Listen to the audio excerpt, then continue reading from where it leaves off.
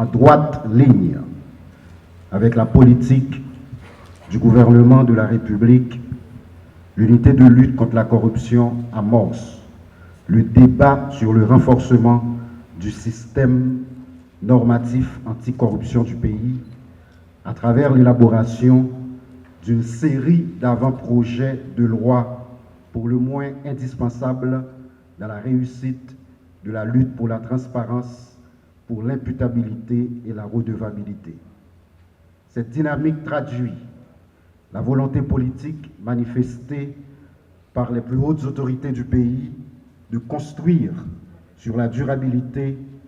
en dotant la République d'instruments juridiques appropriés et adaptés à la situation continuellement évolutive et à des pratiques corruptives constamment renouvelées. Après le succès de l'atelier du 2 février 2022 sur l'avant-projet de loi portant le libre accès à l'information, l'ULCC continue cette belle et utile aventure en élaborant, conformément à l'article 18 de la loi du 12 mars 2014 portant prévention et répression de la corruption, cet avant-projet de loi phare visant la protection des lanceurs d'alerte, des dénonciateurs, des témoins, des experts et des victimes en matière pénale. Par cette démarche qui se veut vitale pour la démocratie et l'état de droit, Haïti est en train de répondre également à plusieurs recommandations internationales et à ses engagements pris par la ratification des conventions des Nations Unies et interaméricaines contre la corruption, qui toutes les deux soulignent avec clarté l'importance pour chaque État signataire de se doter d'un texte normatif protecteur des lanceurs d'alerte et des dénonciateurs. Ces guetteurs, ces veilleurs, ces diseurs de vérité, une vérité généralement dissimulée, une vérité parfois persécutée, dont le prononcé, soit par un signalement ou par une dénonciation, a la vertu d'empêcher la commission d'actes préjudiciables, d'actes contraires aux valeurs sociales protégées, d'actes aux conséquences néfastes et irréversibles. Aussi, cette vérité précieuse, mais souvent occultée, facilite-t-elle la répression ou la sanction de comportements répréhensibles et irréguliers à travers les structures administratives et judiciaires disponibles. Par ce sacrifice citoyen de ces diseurs de vérité, comme on les appelait à l'époque de la Grèce antique, ils s'exposent à toutes sortes de représailles, à toutes sortes de rétorsions, telles que les poursuites pénales pour diffamation ou violation de secrets d'État, le licenciement abusif, le harcèlement, les traitements discriminatoires, les sanctions injustes, et surtout ils s'exposent à tout danger menaçant leur intégrité physique, leur vie, ainsi que celle de leur famille. Ils sont également en proie à des violations graves de leurs droits les plus essentiels. C'est donc à ce carrefour que l'État, qui est souverain, protecteur et garant des valeurs républicaines, doit intervenir pour fournir un encadrement suffisant, adéquat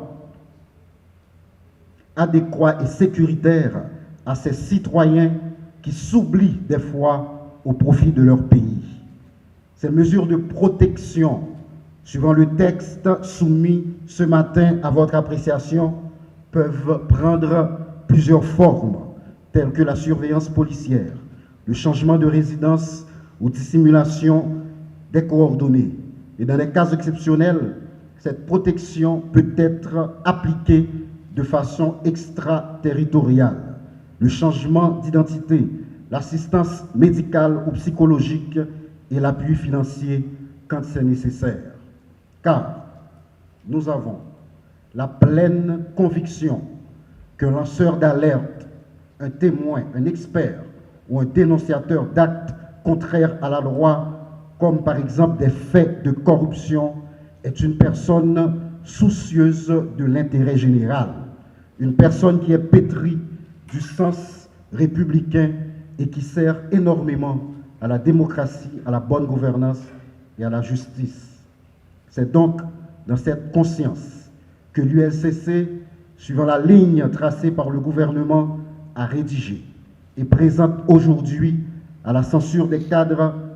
de toute l'administration publique, des représentants des organisations socio-professionnelles, des organisations de défense des droits humains, des organisations internationales, des associations de lutte contre la corruption, ce texte qui charrie une grande ambition qui est celle de reconnaître, de valoriser, d'encadrer et de protéger les lanceurs d'alerte, les dénonciateurs, les témoins, les experts et les victimes. Ce texte, j'ose dire, révolutionnaire,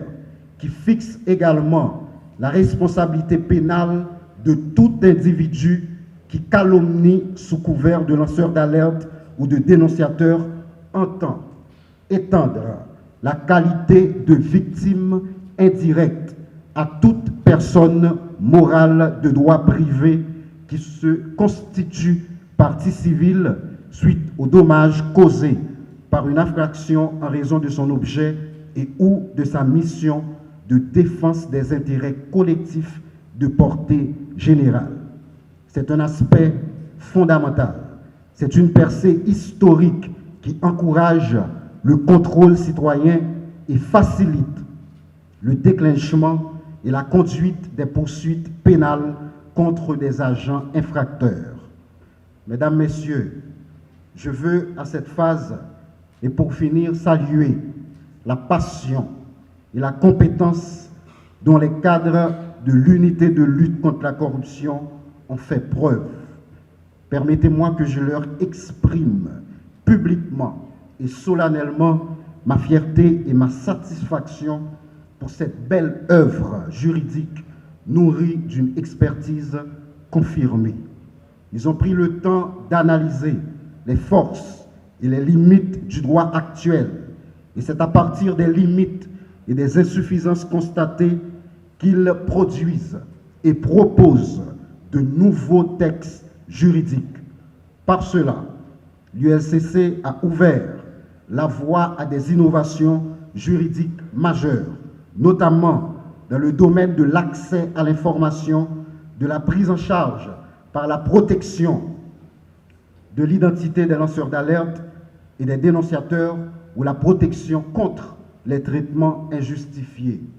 Je suis convaincu que l'histoire retiendra les premiers pas géants